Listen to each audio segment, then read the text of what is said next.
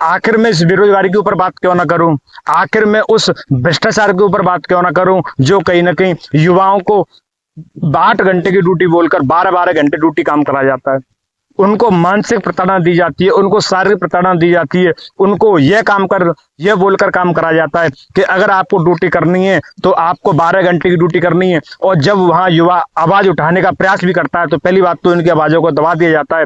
मगर फिर भी अगर कोई एक व्यक्ति अगर आवाज उठाता है कि हमें श्रम विभाग द्वारा 8 घंटे का काम करने का प्रावधान है और अगर उससे ज्यादा अगर आप हमसे काम कराते हैं तो आप उसका ओवर टाइम दीजिए, क्योंकि हमारे घर में भी कहीं ना कहीं पूरा परिवार है, हमारे पीछे पूरा परिवार बैठा हुआ है, उसको चलाने के लिए हमें कम से कम 18 से 20 हजार रुपए की आवश्यकता है 2026 के अंदर।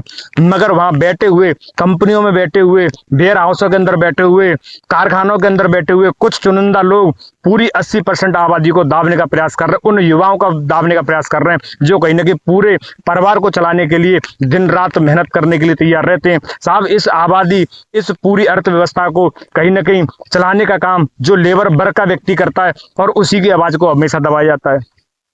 बात करें 18,000 तो साहब छोड़िए, ये श्रम विभाग का जो 18,000 तो छोड़िए साहब, लोग 13-13 हजार रुपए में अपने पूरी महीने की जीविका को चला रहे हैं। आप सोच के देखिए, इमेजिन करके देखिए कि जो भाई 13 हजार रुपए में अपने पूरे घर की व्यवस्था बनाए हुए, आखिर वो कैसे व्यवस्था बनाए हुए, आखिर वो अपना पूरे परिवार के साथ पेट काट काट के अपने जीवन को जी रहा है।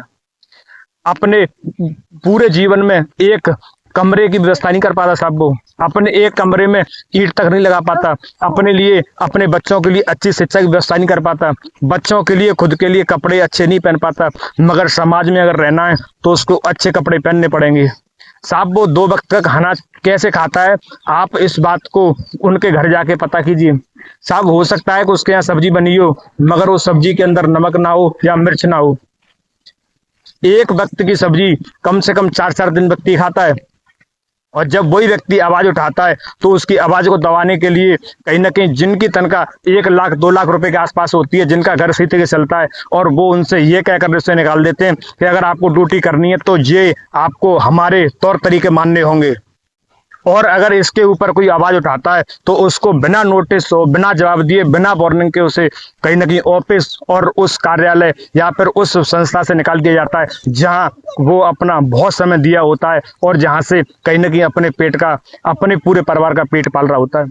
आप एक बार उन लोगों के घर जाके देखिए, आप एक बार उन लोगों से बात करके देखिए, आप उनके बच्चों को देखिए, आप उनके परिवार की कंडीशन को देखिए। मगर साहब, इस बात को कहीं ना कहीं पेपरों में रखा जाता है, पेपरों में श्रम विभाग के द्वारा बहुत सारे कानून बनाए जाते हैं, मगर वास्तविकता कुछ और है।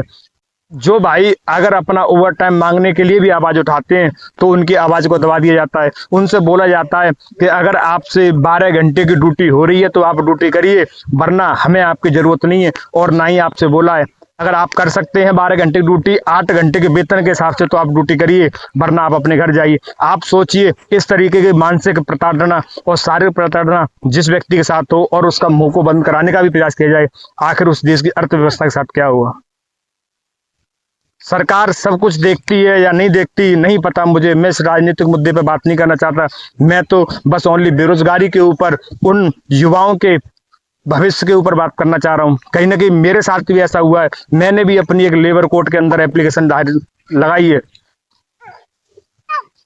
आखिर क्यों ना लगाई, आखिर व्यक्ति क्या करे, अपने एक घर और परिवार को चलाने के लिए कम से कम एक व्यक्ति को 30 से 40 हजार रुपए की 2026 के अंदर जरूरत है साहब। और सोचिए, वही व्यक्ति, वो युवा अपने पूरे परिवार का बोझ अपने कंधों पे लिए हुए बैठा है और 13 हजार रुपए में, सोच के देखिए क्या होता होगा, उसकी मानसिक स्थिति क्या होती होगी, उसके दिमाग के अंदर क्या चलता होगा। इस चीज की कल्पना आप करके एक बार देखिए। 13 हजार रुपए में अपने भविष्य को बनाना कितना मुश्किल है और कितना आसान है। आप इस बात की कल्पना कीजिए कि 13 हजार रुपए में आकर वो अपने भविष्य को कहां तक लेके जाएगा, क्या बनाएगा। साहब, भविष्य नहीं बनता।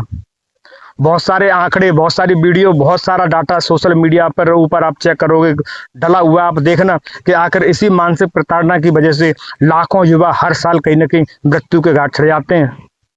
क्योंकि साहब, इस जो सिस्टम में, सिस्टम की मार को हर व्यक्ति नहीं झेल पाता साहब। इसके लिए भी आदमी को बेशरम बनना पड़ता है। उसको परिवार, समाज और कहीं न कहीं जहाँ वो काम करता है, तो साहब वहाँ तो प्यार छोड़िए, वहाँ पे आप तनख्वाह तो छोड़िए, आप सब वहाँ पे सब कुछ छोड़ दीजिए। अगर आपको मेहनत करनी है, अगर आपको 1 रुपया भी ना मिले तो आपको वो भी स्वीकार करना पड़ेगा।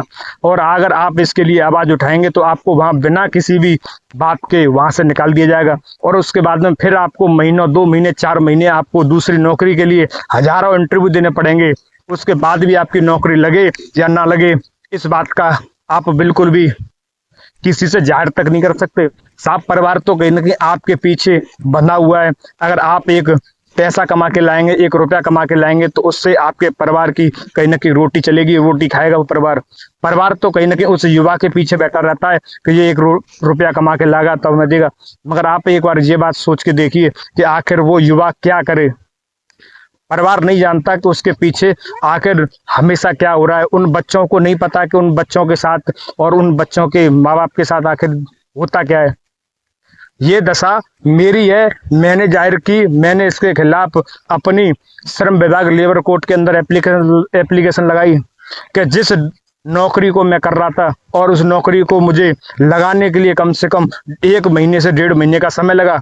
3-4 बार उस नौकरी को 10 से 12 हज़ार की नौकरी के लिए भी कम से कम 4-6 बार इंटरव्यू दिए साहब। मैं बड़े स्तरों की बात नहीं कर रहा, आप सोच के देखिए 10-12 हज़ार की नौकरी के लिए भी और 10-10 बार, 4-4 बार इंटरव्यू दिए जाते हो। स्टार्टिंग में बोला जाता हो कि 8 घंटे की ड्यूटी को आपको 16,000 रुपये मिलेंगे, मगर वास्तविकता जब तनख्वाह हाथ में आती है तो 13,000 रुपये देकर आपका मुअन करा दिया जाता है। और जब इसके लिए अगर युवा आवाज़ उठाता है कि आपने मुझे 16,000 रुपये तनख्वाह बताई, 16,000 के बदले मुझे 13,000 रुपये मिले, पीएफ के नाम से उसको 2 से 2,500 रुपये बताए जाते हैं और 1,600 रुपये, 1,700 रुपये, 1,800 रुपये काट के उसके 1 महीने की तनख्वाह में से भी पीएफ के नाम से 500 से ज़्यादा रुपये उड़ा लिए जाते हैं। आप सोच के देखिए 500 रुपये के हिसाब से भी 1 महीने, 1 साल के अंदर 3 से 4,000 रुपये उसके तनख्वाह से उड़ा लिए जाते हैं। और उसके खिलाफ जब वो अपनी आवाज़ उठाता है कि साहब ऐसा क्यों, तो उसकी आवाज़ को तो दबाते ही दबाते हैं साथ में।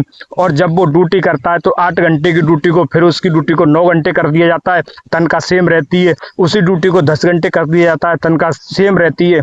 उसी घंटे को 11 से 12 घंटे कर दिया जाता है। और फिर जब युवा हताश और निराश होकर आवाज़ उठाता है तो उससे बोला जाता है कि आपको अगर दिक्कत थी तो आपने ये वाली बात पहले क्यों नहीं बोली, और अगर आपको दिक्कत है और किसी को दिक्कत नहीं है तो आप यहाँ से जा सकते हैं। आपके अलावा भारत के अंदर बहुत सारे लोग हैं जो इस काम को करेंगे और आपसे कम रुपए में करेंगे। साहब मैं इस बात को मानता हूँ कि कम वेतन में भी लोग काम करेंगे क्योंकि मजबूरी है, क्योंकि वो अपने घर में एक दिन बैठकर खाना नहीं खा सकते। अगर वो एक दिन बैठे तो उनका पूरा परिवार उस रात भूखा सोएगा। इस तरीके से आवाज़ को दबाया जाता है। और फिर जब एक व्यक्ति हताश होकर उस नौकरी छोड़ के जाता है तो आखिर फिर देखिए 2 महीने, 1.5 महीने उसे एक नौकरी को पाने में लगा, उसके बाद फिर उसे 2 महीने, 3 महीने घर बैठकर दूसरी नौकरी को तलाशना पड़ता है और फिर वही सिस्टम द्वारा उसके साथ चलता है। आखिर ऐसा कब तक।